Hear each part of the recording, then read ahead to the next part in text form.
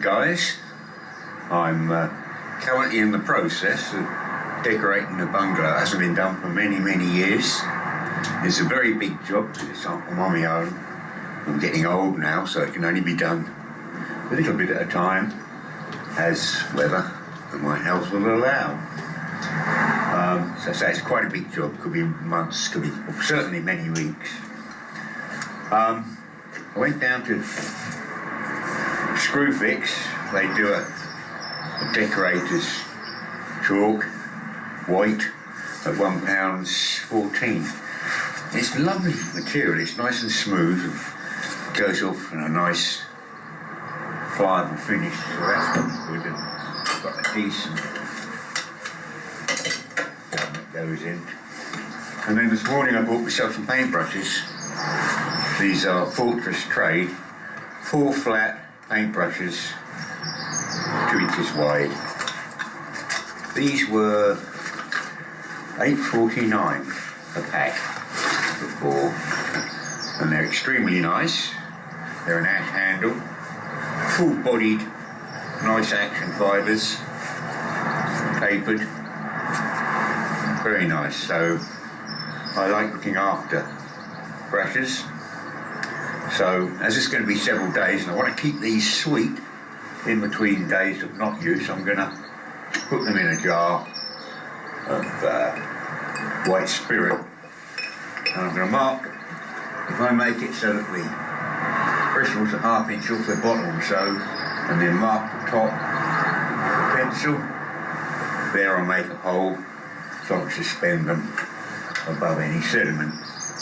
So I'll drill these 4 while I'm about it, and well worth doing.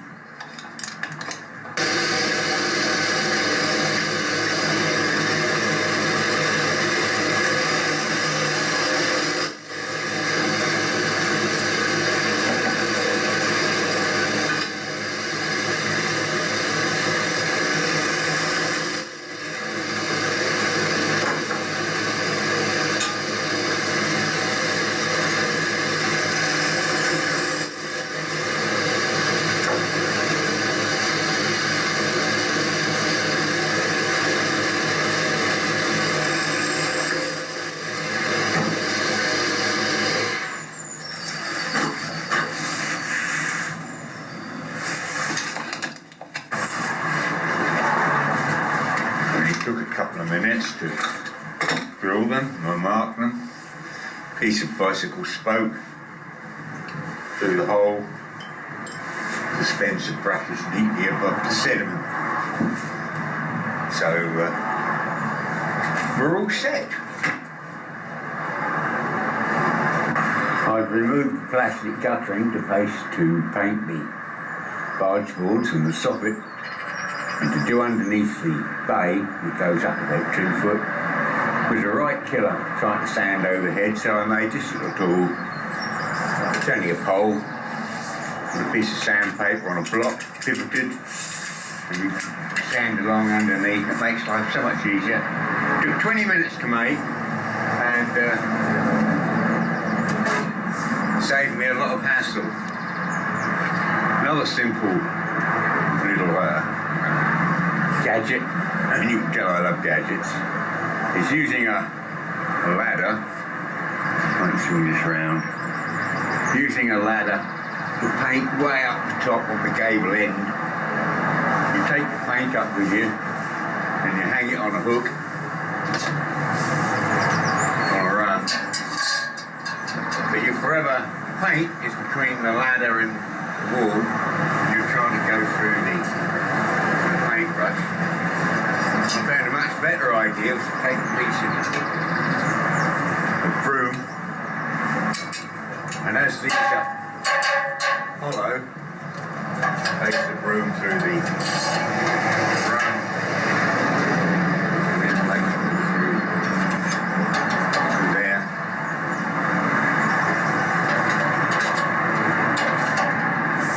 Now your paint's beside you, making life a lot easier. Right, we'll carry on. This will keep me warm. I've been working for over 2 weeks now. Just decorating the front of this bungalow. And this is the porchway, the front door. And by the front door there are two porch lights. They were badly corroded, and I've put a new bulb in, cleaned the glass and painted the body black. These come on every time someone walks onto the porch. They're detected by a motion detector above the door. More on those in a moment. These are the motion and downlight detectors I was referring to. They're a bit old hat now. Made by Danless Limited in Wiltshire. They'll switch 6 amps. They're a bit old hat, I suppose, by today's standards. You've got a time adjustment and a lux adjustment and time, so how long it stays on after the person has left. It ranges from about 20 seconds to about 20 minutes. There was a skip up the road. Builders were cutting a property, and there were several of these in the top of the skip on pieces of wood and plasterboard. I had paint and emulsion on them, but they weren't broken. So I thought, if you don't ask, you don't get. So I knocked on the door and I said, I see in the top of your skip there, guys, that you've got some... Help yourself, he says, help yourself. So 5-minute rummage, and I got 7 of these. Well worth the time and the cheek of asking. And they operate the 2 lights on the porch. And I have, won't go into too much details, but I have others of these switching on security cameras around other sheds and workshops. Anyway, we'll crack on with the decorating. I've removed the guttering along this side of the bungalow. It's plastic guttering, as you can see. And it's a good idea to do so when the sun's been on it for a little while. You're less likely to break those clips. Well, despite the rain, another 2 days work, and I've got this side of the bungalow painted. Just 1 coat at the moment, but done the guttering and so forth. I haven't done the bottom 2-3 courses. I'm not quite sure what I'm going to do there. Below this line are air bricks, and it's obvious where the damp course is on this 1930s property. So whether I shall use something very waterproof to stop dampness going into the brickwork, or whether to put something on that allows it to breathe, I haven't decided yet. Swinging round to the other end of the drive, I'm going to tackle the workshop. This is letting the appearance down somewhat, and on the fascia there's old felt and umpteen felt nails. I've fashioned a little tool here, which is nothing more than a screwdriver, as you can see, and I've cut a V in the end and heated it cherry red and bent it over like a little crowbar. Oh, that tool is brilliant for moving felt nails. Well worth 10 minutes, and I've just destroyed 1 old screwdriver. I keep going, don't I? You may be under the impression I enjoy DIY decorating and so. Well, I don't. But if you want something done, the only way is to do it. But from time to time I have a little play, and the other day I picked up this little, well, it's Ambassador, it's a Hater 20-inch cylinder mower, and it's put by someone's front gate, put out for scrap. Well, I thought that looks far too good to scrap. I've had a little play, someone's put a new plug in it, cleaned the carb, got it started, but it doesn't run very well, and very, very quickly the spark plug chokes up, goes black. So I suspect it's pretty warm.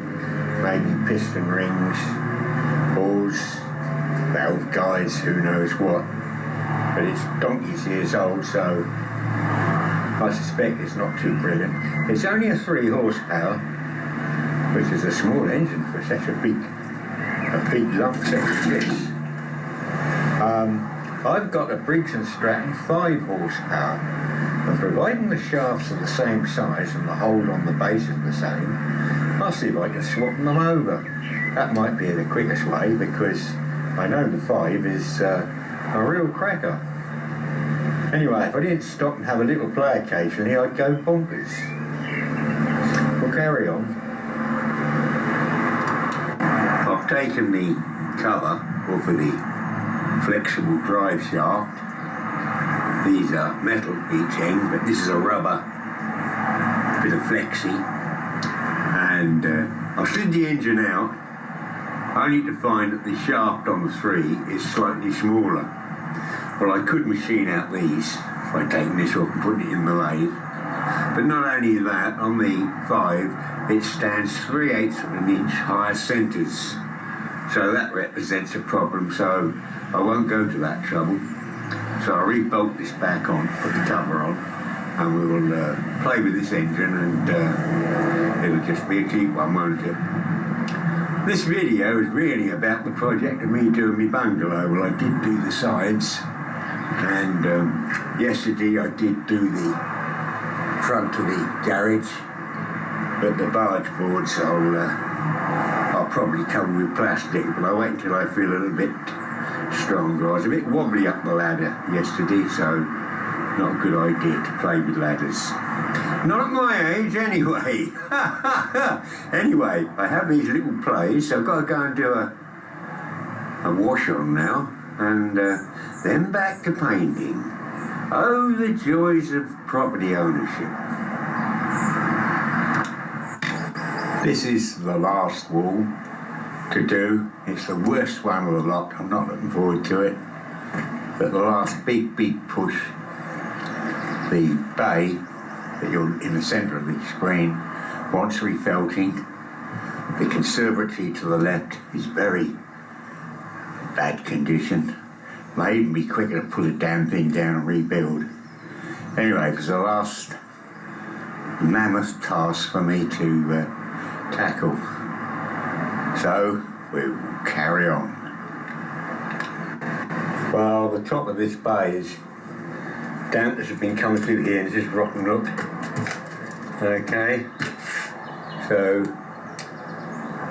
I'll put a sheet of ply over the top of this, treat the wood, and get a sheet of marine ply on top, and then felt on top of the ply. That's the plan of action.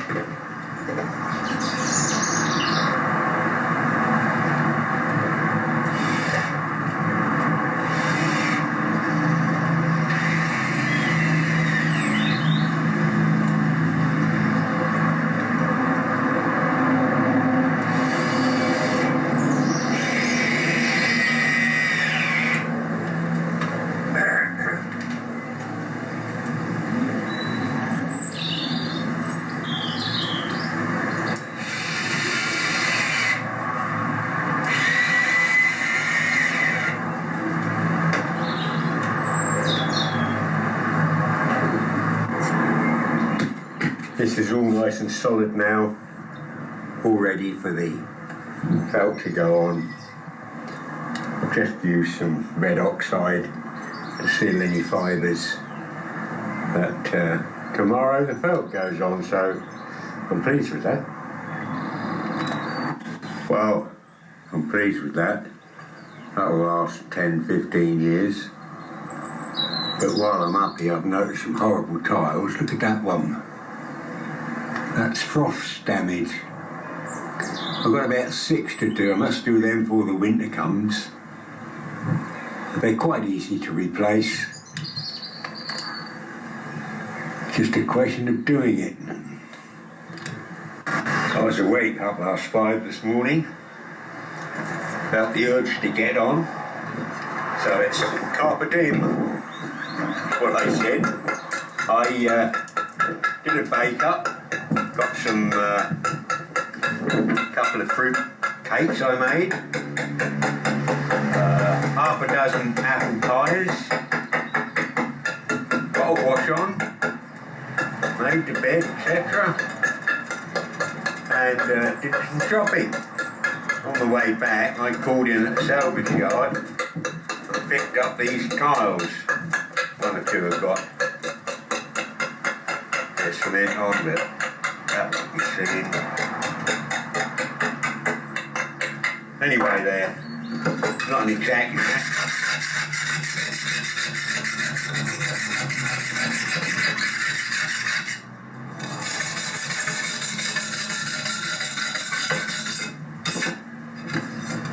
They're the peg variety.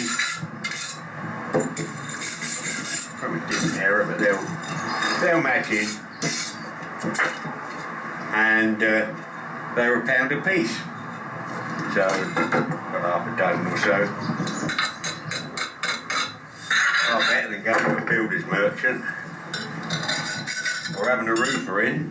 How many noughts would he put on the bill? Anyway, they'll do the trick. And this is how I put them.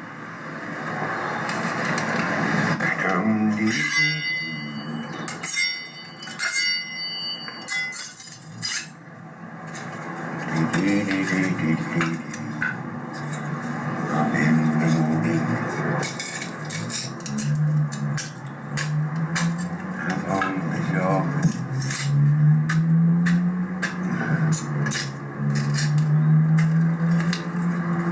Working like a devil.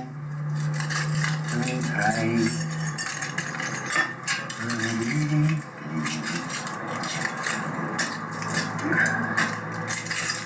Look at that.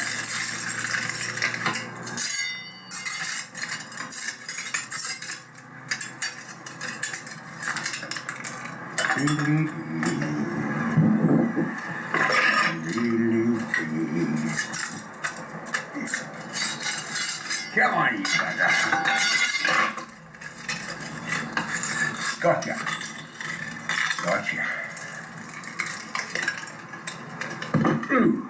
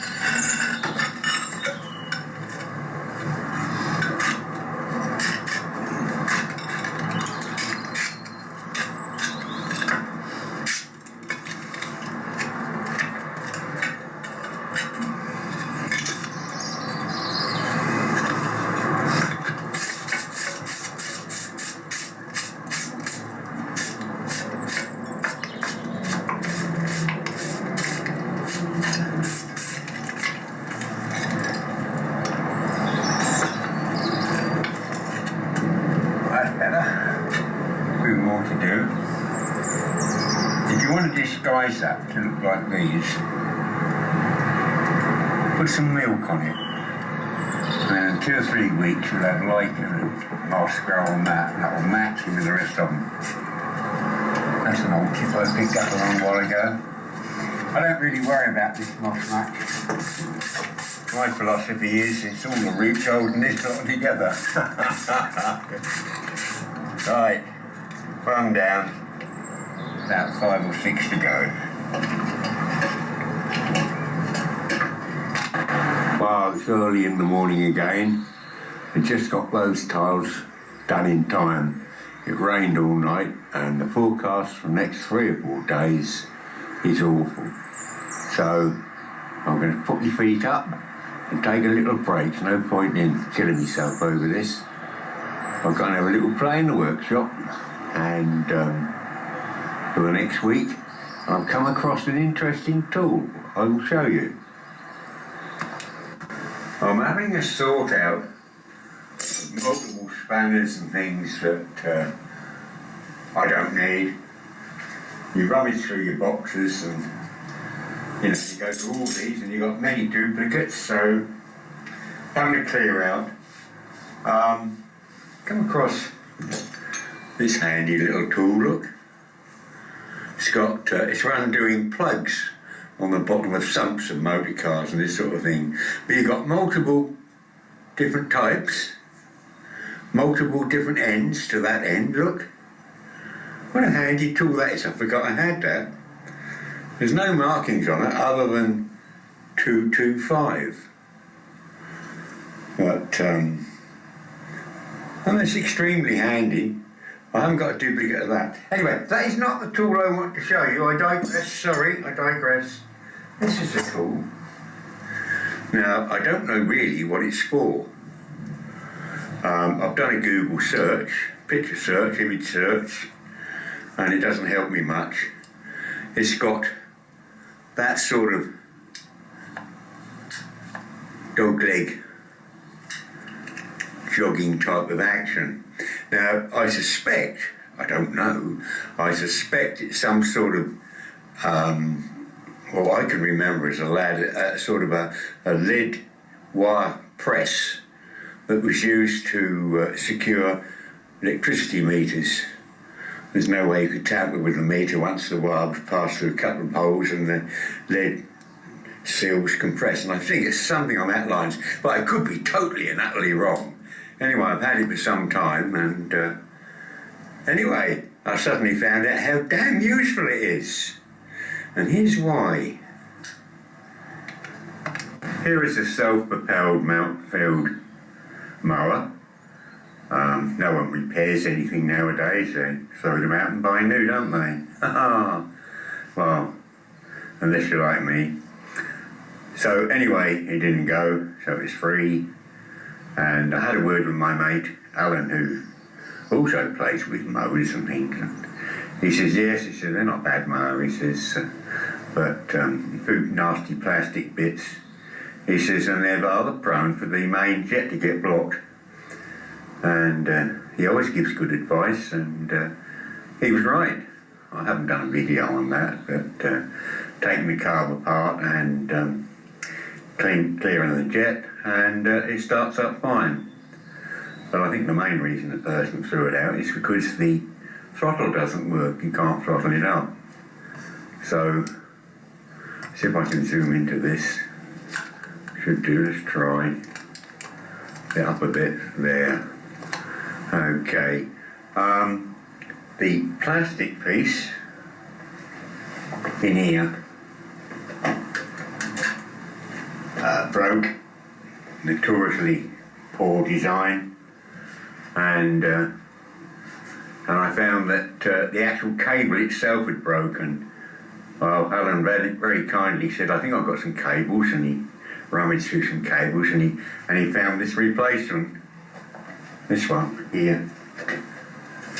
Okay, and it wasn't for this mower, but it works fine. And I simply drilled the frame with a couple of self-tappers and mounted it below where the throttle should be. And then laid the cables neatly down to the carburettor. I then had to cut the cable or shorten the cable and So I took the inner and outer of the cable apart, cut the outer to fit neatly into the clamp, but of course I've cut the end off the inner cable where there's a little jog in the wire, a little step if you like, that engages in a little hole in the lever in the carburettor. And then suddenly I remembered this tool.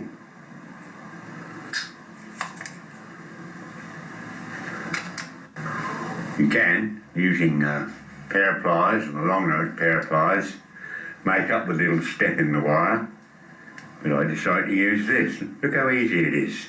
See if I can get this in shot. That placed in there. Squeeze. How's that for a really neat step in the wire? And it fits perfectly. I thought, wonder if there's a need for such a tool. That got me food for thought, didn't it? Okay, well, enough playing. I'm gonna tackle this conservatory now. I'm gonna try and salvage it if I can. I've got some rotten wood to replace, and this corner section here will need refelting here. See rotten wood from the end here. So we'll tackle it little bit by bit and see how we get on. I can hold this one-handed. Look, that's the problem. Look, it's rotten. So we'll lift that back a little bit and see what problems we've got.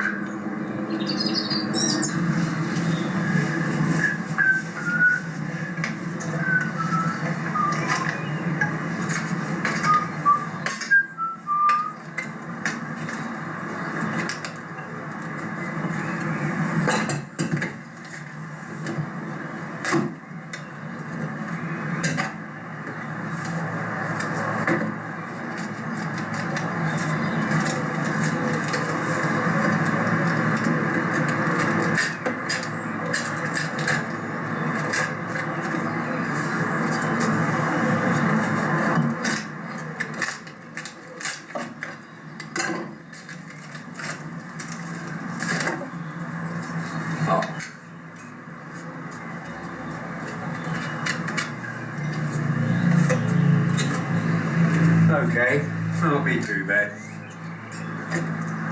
Cut another one of those.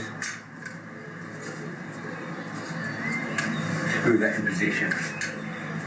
You know.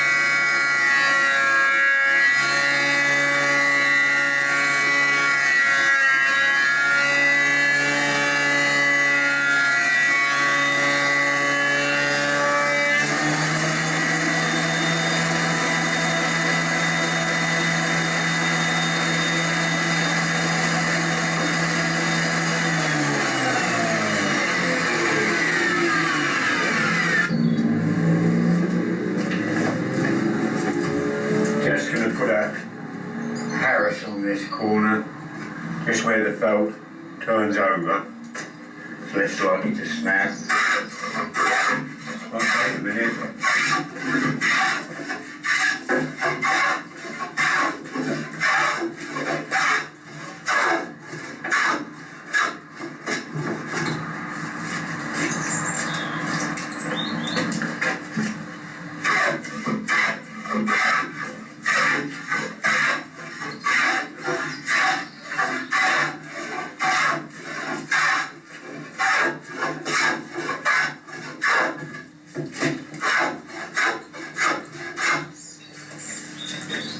Much nicer to use one of these things with a noisy, messy old router.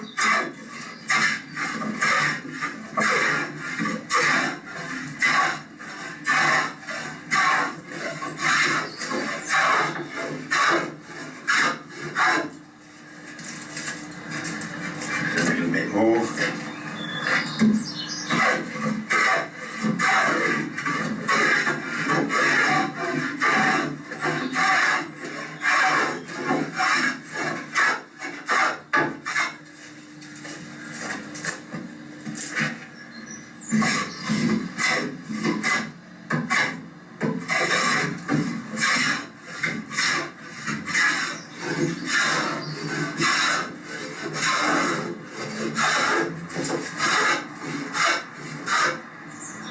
That's it. That'll be alright. Just give that a little sand and that can be fixed. It's really good.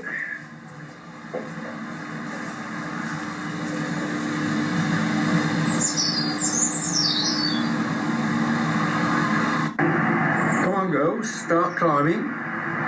First to reach the top wins a prize.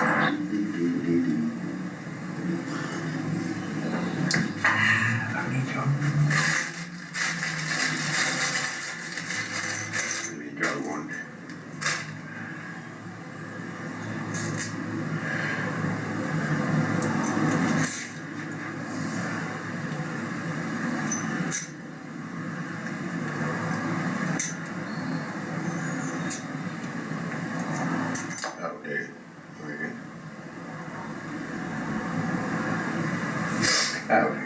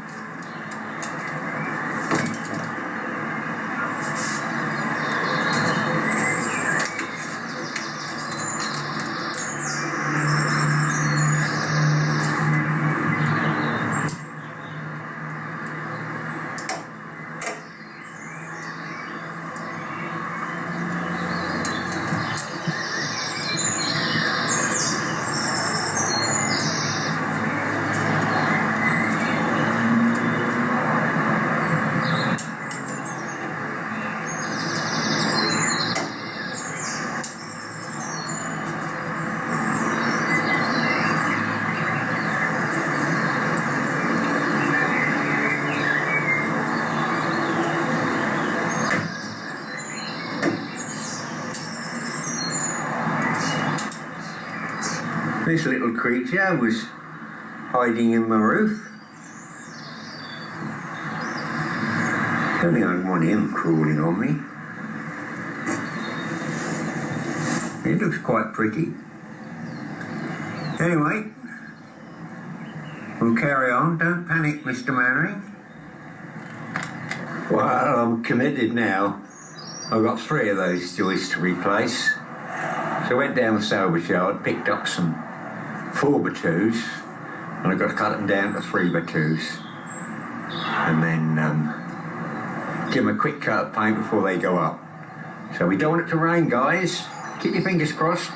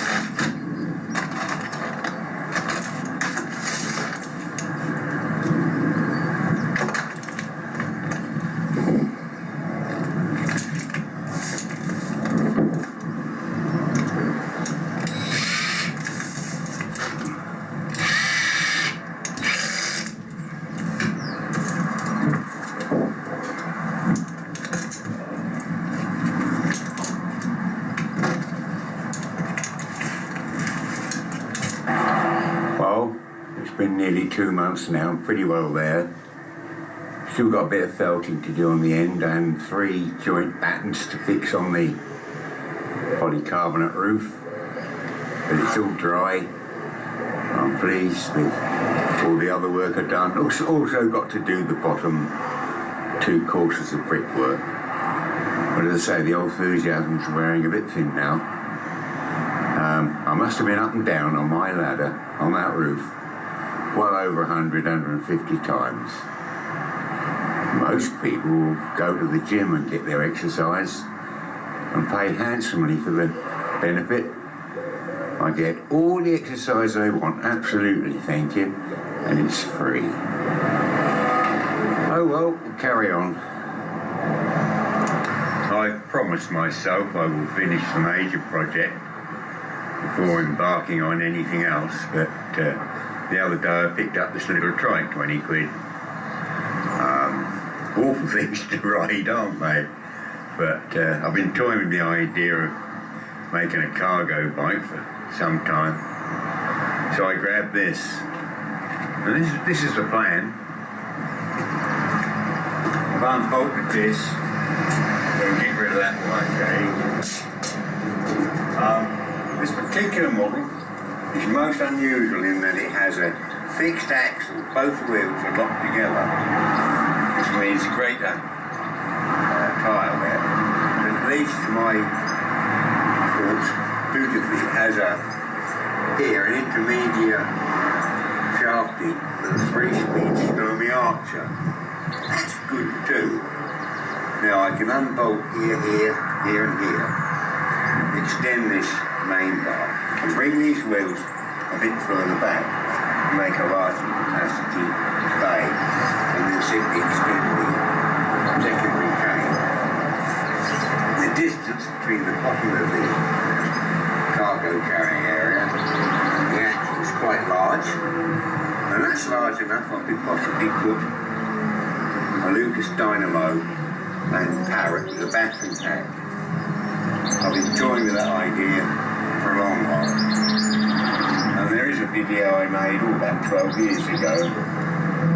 I'll put a link in the description. But I must finish the bungalow first.